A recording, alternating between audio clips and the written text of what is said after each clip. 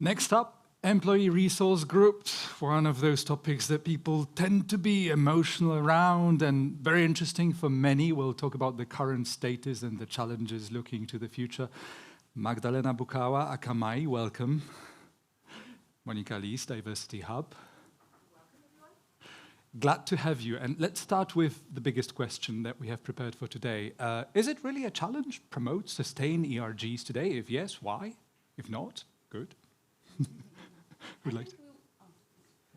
I think we wouldn't be here if it wouldn't be a challenge, especially in the current times. So we only talk when there's trouble around. Is that what you're saying? That's I think in the corporate environment and looking at the socio-economical situation nowadays, also political, it is tough, and ERGs are struggling on a number of occasions and instances. But for the challenges that I could point out to, the first one to me is always connecting employees through the ERGs, employee resource groups, in the hybrid work environment. Because right now we know that some of the companies decided to bring people back to the office. Some decided to work in a more flexible way. Some decided that they're going to be fully virtual. So I think we have to understand connection in a slightly different way than we used to. And at the same time, how to keep the engagement constant, right? I think that's a challenge for many of our competitors and the companies in general on the market. So physical presence in the room, team spirit, it's all a powerful catalyst to help ERGs. If it's absent, it's a problem. Definitely, yes. So the ERGs had to also adjust to the new circumstances of working and then consider, is it truly optimal and possible to have a global model of working? Not only worked in siloed, or just this, spread out environment, but just really to become global. So I think there's a transition happening currently. And the second one, budget is always a constraint, right? So I think it is a matter of answering the question, do we still believe that ERGs are important for the business? Can they really drive business outcomes? And if the answer is yes, let's just put money on the table. So that's something that is important. Is it a fair assessment to say that if there are challenges and issues with ERGs, motivation might be missing to some degree, credibility maybe also? You said that the number one issue is that we are not meeting on a regular basis in a physical space, therefore it's a lot more challenging to sustain them, to promote them. Would that be your number one obstacle or negative catalyst, so to say? I wouldn't say that it's negative. It's just how the world operates right now, right? So I think for me, it's a question of understanding what is the actual return of investment to having ERGs, to really investing in having them. And also one thing, we were talking here about the executive sponsors and the importance of the sponsorship, which I think is really valid, especially nowadays. Just to really, if we want the ERGs to really respond and be the catalyst for business change, we need to also involve the executive sponsors, which are usually people high up in the company who can bring the professional problems to the table, right? So it's not only about engagement. Right now, to me, it's more about solving business problems that the business actually face. Interesting. Thank you. Monika, would you like? Hopefully it will switch on at some point, or someone will help us in this. Will help us? Yes. That works Good. for success. So I fully agree what Magda mentioned about that ERGs are part of the organization. So the challenges that economical and from the societal perspective are also impacting the networks. But we need to always remember that the most challenges that are visible are when the organizations treat the ERGs, the networks, as a cheap recipe for D&I. So without supporting the ERG, sufficient so just support. declare we have them, right? Yeah, we have them, but what exactly and how we exactly support them, this is the question.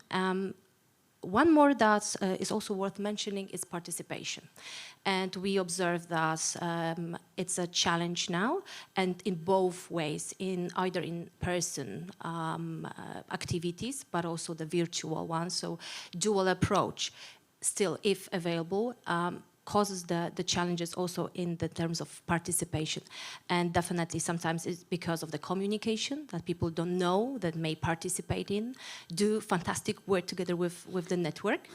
But also, on the other hand, if we have a support from the direct manager to join that community and do the work together.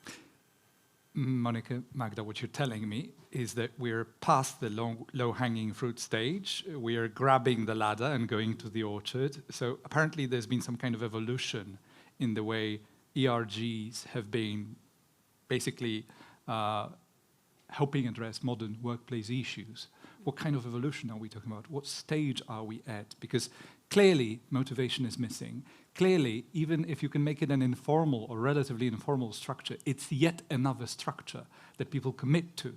So if you have the motivation factor, commitment, whatever you call it, missing, how do we deal with that? Where are we on this evolution? To me, the maturity depends on a couple of factors, but it can be understood and it can be different from ERG to ERG within even one organization, but also the maturity level of the organization differs. So definitely the first thing for me is just, are we ready to become global? What it means is, are we still sticking to the local needs of our local audiences, which doesn't really have hold right now if we're talking about the spread out communities, right? If we're talking about Can you give an hybrid example to environment. explain it better? Because it's not necessarily intuitive. Can you put it in some kind of context? So I think in order, for example, to optimize the costs of the ERGs, and we're talking about the budget so much, right? So we know that it's important and it's a critical factor. We should probably think about spreading out and opening up, not working in silos so much. So spreading out, opening out the activities, the webinars, the conferences that we're doing to a wider audience. So it's not that we have multiple celebrations around, let's say, Pride Month happening in every other offices, of a certain company, right? It should be open and accessible to all the employees, considering obviously the time differences and other necessities. But I think it's just important that we're not working in those silos anymore. And second thing is the business reasoning behind having the ERGs, because I think previously we tended to see ERGs as the hubs of culture, but rather really focus on engagement, making sure that the employees are kind of kept busy, that they have opportunity to talk to each other. Right now, it should be focused more on the business, solving the business problems, just to show that there is this return of investment. And if any business is especially successful on the markets, the motivation is missing again, probably. Might be. Therein lies the challenge. Monica, anything else you'd like to add here? Yeah, I would like to refer to this intersectionality that Magda mentioned, that we may open our activities to the wider audience. And definitely it comes along with the maturity of the network.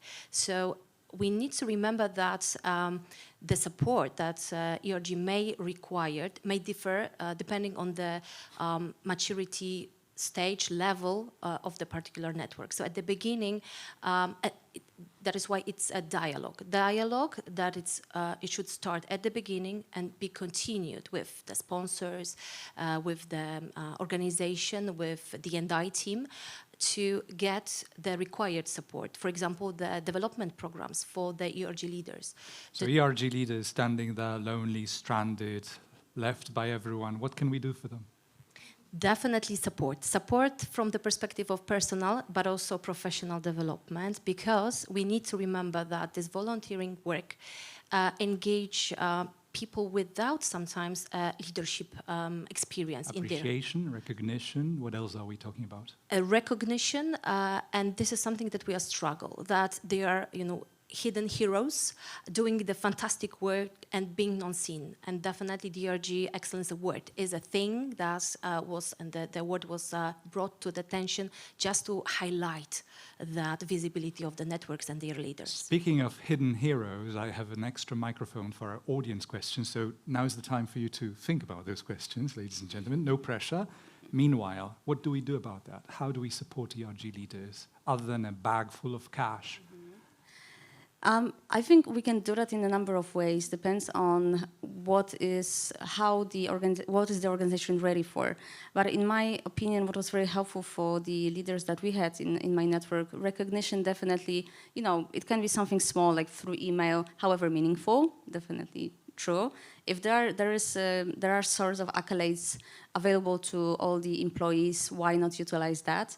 But there can be also development opportunities, or to me, what was really successful with the ERG leaders and chairs was just to link their development opportunities that they gain through leading the employee resource groups with their yearly goals and objectives. Because then they could speak to their managers and say, because I am an ERG leader, I was able to lead a group of people, to develop my skills. Yeah, but I would think this has long been part of the conversation. Oh, no. Really? It hasn't. It does not. Wow. And I think that this is very important to highlight, that the skills that you may gain being a leader, those will stay with you. When you're going back to the BU role, you will be in a position to practice that. So practicing the leadership skills in the ERG area, I would say it's a great opportunity. Monica, I know exactly what you're talking about. 15 years ago, when I started in the corporate sector, I stayed there for 6 years. One of the primary reasons why I wanted to try that was to answer the fundamental question as someone who just graduated.